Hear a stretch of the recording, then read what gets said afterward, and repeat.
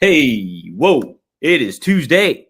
I'm Dominic D'Angelo. This is Rumor and Innuendo. I'm of adfreeshows.com, SEScoops.com, and OneTrueSportTV.com.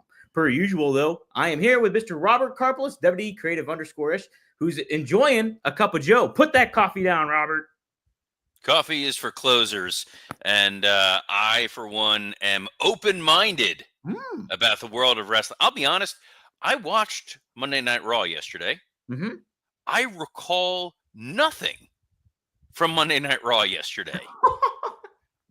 This is like, I don't want to make light of Alzheimer's, but this may be the first sign, Dom. I literally was about to say, I don't know what we're talking about today, and then realized Raw was yesterday. John Cena spoke. They were in Scotland. I got notes. I'll pull up the notes. It'll refresh your recollection, as they say in the legal profession. This is a little cup of coffee here to enjoy some rumor and innuendo. It's raining outside right now, so it's a little atmospheric. Ooh, Fits properly, and you're indoors and not surrounded by barrels. correct. So it's a hell of a Tuesday. By the way, this reminds me, unrelated to everybody else watching, just Dom and I. You did text me something yesterday. I do have to get back to you on that. It's okay. It was lawyery stuff, but let's say hi to the folks who are joining us live. First is David, who says, "Hey from Scotland." Did you go to the show, David? He's not gonna. It's a text, Dom. He can't. Well, you can let us know. He may let us know. Johnny Disco's here, so good day, R&I. Dre Owens, hello, R&I. Definitely getting spoiled with afternoon wrestling. Jimmy Uso slapped Gunther like Gunther owed him rent. That's right. That did happen. I remember this now. And Cammy Star Weiss is saying coffee is life. Nailed it. Absolutely. Yeah. Well, hey, there was a little bit of life in that Scotland crowd in Glasgow. We had John Cena kick things off on Monday Night Raw, and we did get much more talk about John Cena and what he thinks of the fans, what his plans are for WrestleMania, and even what he plans to do with the WWE Championship. Cody then did come out, challenged him right then and there, and John Cena took a hike. What do you think of this opening segment, Robert? Did it elevate things? Did it keep things as filler? You didn't seem to remember. No, it took me a moment. In all due respect, I was just on a 2-hour conference call about technology updates. Not that that's not equally as thrilling. That will dull the senses, though. Oh, with this look, it's 6 of one, half dozen the other in terms of thrilling. But no, John Cena last night, yesterday afternoon, however you want to put it, it was sort of the second variation of the same thing. I think he's getting his heel sea legs, if you will. Some of what he was doing, I thought, was really well done. Some of it is Brick Tamblin's loud noises. But explain. I don't want to yell loudly because that's going to blow out some people's headphones, and we're considerate here on Rumor and Innuendo. Yeah. But John's point about the creation of the spinner belt and how easy it is to manipulate the audience and take away the things that were important to them and diminish them. I liked that. I liked the idea that I'm going to win this title and I'm going to take this from the WWE universe, and you're never going to get a champion again. It does give him a mission statement. And I think sometimes you do need a challenger who's laying out a clear plan. There's all due respect to Mr. Mamet and Glenn Ross, David Mamet, one of my all-time favorite. I literally have a David Mamet book. This wasn't even planned, sitting right here. What book is that? This is one of book of his plays, which does has sexual perversity in Chicago, which is an all-timer, as well as Duck Variations. Duck Variations. I have that. Duck Variations is a fun one. By the way, the all-time greatest David Mamet film by far, State and Maine. Ooh, okay. Have you never seen State and Maine? Never seen that, no. Dom, that needs to be top of the list. I don't think I've ever, besides Glenn Ross, I don't think I've ever watched David Mamet film, to be honest. It's all just been plays. Well, they did make the film version of Glenn Ross, obviously, and Mamet did. I mean, he did the Untouchables. See, I haven't seen the Untouchables. Untouchables is a good one. He did a movie Heist. There's 2 movies called Heist. One is with Robert De Niro. It's on quite a bit now. It's not very good. There's one with Gene Hackman and Danny DeVito and Delroy Lindo and it's got an insane cast of how good this movie is. Sam Rockwell, before Sam Rockwell was well known, tremendous film, and obviously Ricky Jay because he puts Ricky Jay in him. Another great one, Spanish Prisoner. Okay. Jeez, you're gonna make me write some stuff down here. Steve Martin as Hmm. a not playing a Steve Martin type.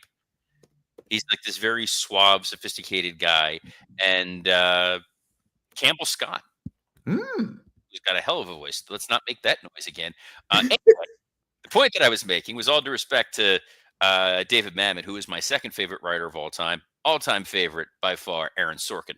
Ooh. And Sorkin, when he talked about writing villains, he said, when you're writing a villain, the way to make it make sense is not just for them to believe in their cause, but it's them making their case to God why they should be led into heaven. And that was John Cena's promo last night. This was John Cena saying, I have studied you people. I have observed you people. I gave you my all, and it was never good enough. So, my final mission in wrestling is to take away the only record that still stands, which is Ric Flair's record of most title wins. I'm going to take that from you. I'm going to take that from wrestling. I'm going to take the title and retire so that this vicious cycle ends. Yeah. I liked how he kind of turned it onto the crowd yet again in the similar fashion, but also in a very different way where it's just like the fans started going along like sheep saying the what chants and stuff like that. And he implemented that into what he was already saying about the fans, and it made absolute sense. What And also made absolute sense, by the way, dynamite comment from Dre Owens asking, Mhm. was this post Ninja Turtle Sam Rockwell?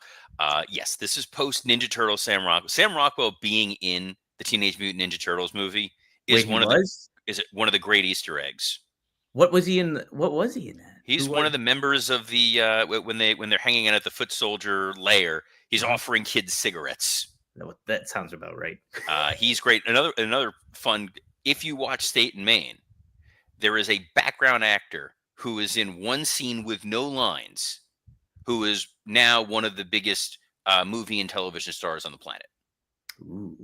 So there's your added homework, by the way. Okay. Also, statement. It's Philip Seymour Hoffman and William H Macy, and they just kill it. Dude, Uh, you are I like, quote this movie more in my life than any other, probably any other film. Watch it at damn. least once a year. It's a litmus test for me with people, whether I'm going to get along with them or not. Someone who did not get along with what John Cena had to say was Cody Rhodes. Yes. And Cody doing the baby face thing of we're going to fight right here, right now, a little bit like Happy Gilmore breaking the beer bottle.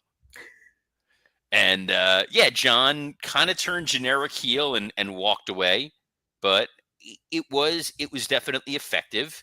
I think the shock value of John Cena as a heel felt a little less this go round than it did the first time, but it was overall a little bit more coherent of a message of a I'm gonna win this match so I can take this title from you so I can end this. Cammy Star makes a good point here. She says Tim Curry is her litmus test for people. Um, the monologue that he delivers in Clue that literally put him in the hospital because he was so fatigued from it is an all timer. Tim Curry is tremendous. He is. He's great. Oh man. Yeah, I thought this was I like this I think better than the first one, to be honest, Robert. I Yeah, think yeah, I think this uh what they're finding their path. I think Cena's, kind of still being an over the top heel in certain ways, but it makes sense for who he is and what he's been through. So, him going up against Cody in this regard and then walking away. I know I saw online some people were upset that we didn't have John Cena retort back to Cody, like have a verbal barb with him yet. Do you think that is still missing, and is that taking away from what we've been seeing so far of them not actually exchanging words with one another? it's all about delaying the confrontation because if there Mhm. was physicality here, the build to WrestleMania is going to feel that much longer. If there was a more direct back and forth, if we get an answer as to what The Rock and Travis Scott are doing, you you need storyline beats. We are still 27 days away from WrestleMania, I believe, at this point. Yep. So you got to give some more breadcrumbs. There have to be some more moments they're never leaving Europe. It's purgatory at this point. Next week they're going to be in London, so you got to give some people some more reasons to want to tune in.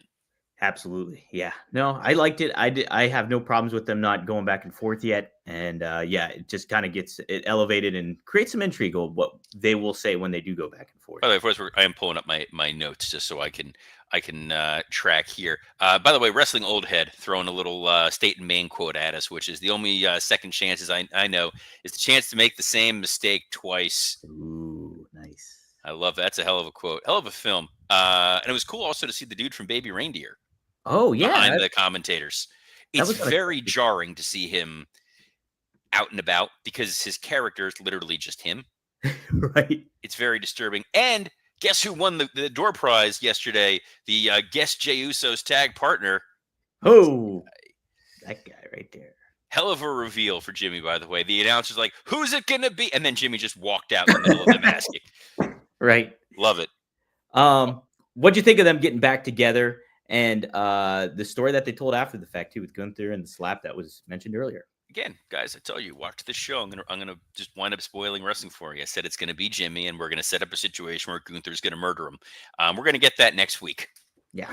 The Gunther attack on Jay slipping with the idea that we're creating this feeling of doubt whether or not Jay can actually win the big one, whether he can capitalize in the moment. I got news for you. If he doesn't, this is Lex Luger territory. Ooh. This is Lex Express era.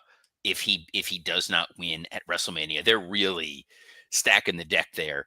And yeah, Jimmy slapping Gunther, I thought was a nice touch. The match next week, I think, will be it'll be fun. And yes, Gunther's going to murder Jimmy Uso. We're getting full Rocky Balboa situation here, and Yes. he's going to get Apollo created, even though Xavier Woods is there, and he'd have some something to say about that. Consequences for that, right?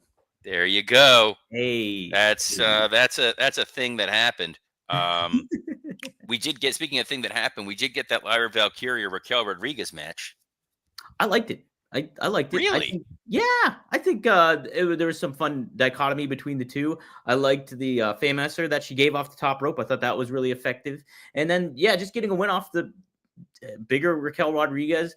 You know, I know that people kind of think like, oh, you know, Lyra is not that good of a baby face and certain things like that. I think there can be more. I think you just got to position and package her right. I think that's we it. don't know much about her other than she's a bird. Right. Mm-hmm. And there needs to be more. Yes, I need more than, you know, wrestling Zoobly Zoo. Yes. But having Bailey out there to make the save, like, again, we kind of predicted, we can set up a tag match to eventually get to Lyra versus Bailey at some point. The match that we still don't know what the hell's going on with is the Raw Women's title match. Yeah. Very confusing. They got Bianca Belair is the special guest referee next week. Yeah, it's just it's a little wild and weird, Robert. There's a direct route to, like, they're making this so complicated. So Rhea signs a contract that her name is not on, which it means nothing, which was correct on the part of Adam Pearce. So you're a lawyer, so you would know. Let's I only play it on TV on your YouTube screen there. The idea that she wants her rematch, and then Pierce is like, I've been asking her for a rematch, and she's been saying no. And then she comes out and she's like, I don't care about WrestleMania. I want my rematch. I'm like, guys, who didn't pay attention during the production meeting? Who's going into business themselves here? This is like AEW levels of what the hell am I seeing here? The idea that we're going to get the match next week with Bianca as the ref, just book the triple threat. Like, come on, guys. You're like, this is like, there's teasing and then there's teasing. If I got news for you, if Blue Chew was a sponsor this week, this would have been the moment. But instead, I'm just going to say these booking decisions stink. Yeah. And guys, speaking of stink, come on, Dom. I'm begging you here. I'm begging you to pay attention. But you know what will help you not stink? And that's Mando. Funny enough, I was literally having a conversation with somebody about Mando yesterday after the show.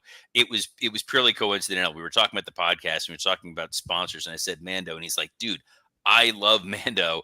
He's a big fan of it. And I was like, really? Have you used our promo code Rumor? He is not. He's going to now, which is huge. And you can too, because Mando is a whole body deodorant. It's safe to use anywhere on your body, anywhere from the neck down. Wouldn't use it on your tongue. That's why it's neck down. But any place you want to be confident about how you're going to smell, Mando's got your back. Best of all, this was created by a doctor who saw firsthand how normal body odor was being misdiagnosed and mistreated. It is clinically proven to block odor all day and control odor for up to 72 hours. We are less than a month away from WrestleMania. I'm going to be around wrestling fans for like 5 days straight. They better have at least 72 hours of odor control under there. The best part about this, all these products are baking soda free, paraben free. You don't need any of that stuff on your body, but what you do need is something that's going to control odor better than just a shower with soap alone. Mando Starter Pack is perfect for new customers. It comes with a solid stick deodorant, cream tube deodorant, 2 free products of your choice like the mini body wash and the deodorant wipes, plus free shipping. As a special offer for listeners, new customers get $5 off a starter pack with our exclusive code. That equates to over 40% off your starter pack. Use code RUMOR at shopmando.com. That's shopmando.com. Please support our show and tell them that we sent you. Helps our show, helps our advertisers. It's going to help you because you're going to smell fresh, you're going to stay drier, and you're going to boost your confidence from head to toe with Mando. I love the Mando. Mount Fuji for life. Heck yeah, Robert. Thanks, Tom. You're welcome. CM Punk cut a promo. Yes, he did. Yes, he did. I'm trying to make sure that I didn't skip anything before that. We had. No, it was CM Punk. CM Punk pulling out the AEW-esque line of the "I work with children." It was fine. Yeah. I didn't love it. This was sort of the same variation of what we saw Seth Rollins do last week, which is I'm here because the other two aren't, but all 3 of us are going to be on the next show. Right. And the children line, obviously going back to CM Punk's AEW press conference. Stop making us think about that. I got an AEW for it. I'm getting on WWE for it. There's better options. There's better ways to handle this here. Wrestling All Hood says the crowd surprisingly got the line. I mean, it is a pretty iconic phrase. It's the best booked thing AEW has done, and now WWE is profiting off of it. Something that happened on this show that I'm still trying to fathom if this was real or not, which was El Grande Americano. Yes, El Grande Americano. I actually really enjoyed the overall execution of this. I thought the video package was really funny, and people are getting up about the Gulf of America aspect of it all. I thought that was good heel heat, right? It's like you're getting people a little bit thinking about that kind of stuff, and that's been a talking point. I don't know. What do you think about all that, Robert? Yes, so the Gulf of America joke is funny until you realize that some of the folks that are writing that material and where they align, and to them it's not funny, haha. No, we believe it's called the Gulf of America, and anyone that doesn't's an idiot.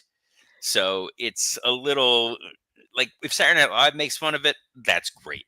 But when these folks who are dude's mother-in-law is in the Trump administration, Donald Trump's in the Hall of Fame. And it's like they're cheering El Grande Americana, and like I don't know, they're supposed to be cheering him. It's one of those gimmicks that it veers into the same territory I felt when Jack Swagger would do the All-American American thing, and they would cut those blatantly racist promos, and the crowd is like, yeah, and I'm just like, no, you're missing it, guys. You're missing it. But Chad Gable's going to make anything work. This was fine. The match itself was very good. Pat and Cole trying their best to make it work, and was my second favorite luchador mask of the night. Oh, yes. The first one was the main event, which was Penta and Braun Breaker. Yeah, we talked about questioning how the chemistry of those two would be, considering how different they are and where they're at in their careers. Robert, what did you think of how they delivered on this? Those two gentlemen just beat the holy hell out of one another. Kind of when in doubt, just beat the crap out of each other. The stuff with the Judgment Day, clearly we're getting a multi-man match probably at WrestleMania at this point. Because if you could get Finn and Dom into this match, which feels like we're going towards a 4-way situation here. That could be a really strong match. In an ideal world, just because I think the world of this guy, I would not mind if they found a way to get El Grande Americano in there, just because I want Gable to have a Mania spot. I don't know if that's Gable or not. Gable did go home sick with a valid He doctor, was so sick, Robert. whoever this gentleman was, but I think a 4-way at Mania rewards some of these guys for working hard. It makes Penta felt like a big star coming out of there. Yeah. Like, say what you want about, yes, he was in AEW and he was in TNA and he's been around wrestling for a very long time. WWE is treating him like a big star, and they have not pulled back on it. No. Mm-mm. And that's the thing. You look at all what he's been through all over the course of his career when it comes to stuff. Felt like a big deal in Lucha Underground and stuff like that, but underground. So this is on the mainstay now. This is on the Actually. main stage, and yeah, look, it was a solid main event. We're going to get a solid match. The only thing that bugged me, it's funny because this drove me nuts, and then I saw Jimmy Corderas tweeted it before I got a chance to. Both guys were in red. Good point. That's unacceptable. Yeah. If Vince McMahon were alive today, he would have put a stop to that. He would have. Yeah. He would have had somebody wear green like he did. Yes. There's a couple other news stories you got floating around here. One, which I'm really glad that you included, Dom. Oh, is it the AEW celebrates surpassing Nitro? No. But no? I will. We could touch on that briefly. Okay. Yeah. They're set to commemorate a major milestone as Dynamite prepares to surpass the total number of WCW Nitro episodes, marking a historic achievement in wrestling history. Tony confirmed that April 16th will feature a special broadcast titled AEW Spring Breakthrough. So, Robert, yes, it seems more like a dig at Eric Bischoff than anything else, or do you have something else? That's all. This seemed petty and stupid, just because it's a milestone, but it isn't. Obviously, Raw, SmackDown, Impact have all passed that milestone. But hell, I'm sure MLW Fusion has had more episodes of it. But the idea was Nitro was in head-to-head competition with Raw, the juggernaut of pro wrestling. And the fact that Nitro lasted as long as it did, and for 83 weeks, was beating Monday Night Raw head-to-head. That was an accomplishment. WCW Saturday Night had more episodes, but they were running up against, Star Search. Right. So what am I going to watch? Am I going to watch WCW Saturday Night, or am I going to watch Star Search? So it's not the same thing, especially when you're on a network that just is desperate for programming and you don't care that you're operating in the red. So Dynamite can go forever if they so desire, as long as Tony's fine earning whatever he's earning off of it. This was more the other story you had teed up, Mr. Dean. Yeah. Okay. All right. Here we go. This is something from North Carolina. North Kakalaki. North Carolina has introduced a new bill titled the Ric Flair Act, aiming to explore the establishment of a professional wrestling hall of fame. The proposed legislation allocates $500,000 to examine the feasibility of creating a museum honoring wrestling legends, including Ric Flair. It was filed on March 24th, and the bill outlines the use of funds to study the potential for a Hall of Fame that would recognize the sport's cultural significance and its deep roots into the state. The museum, tentatively titled Ric Flair Hall of Fame or Professional Wrestling Hall of Fame, would pay tribute to Flair's enduring impact and the many wrestling figures connected to North Carolina. Well, we all know that North Carolina is Ric Flair country and is a great pro wrestling state. Robert, what do you think of this legislation being pulled and the potential of this all? First of all, real quick, just to Wrestling Old Head in the comments who asked, wasn't WCW Saturday Night Prime Time? No, it was 6:05 Eastern. Yes. It was the on the Superstation.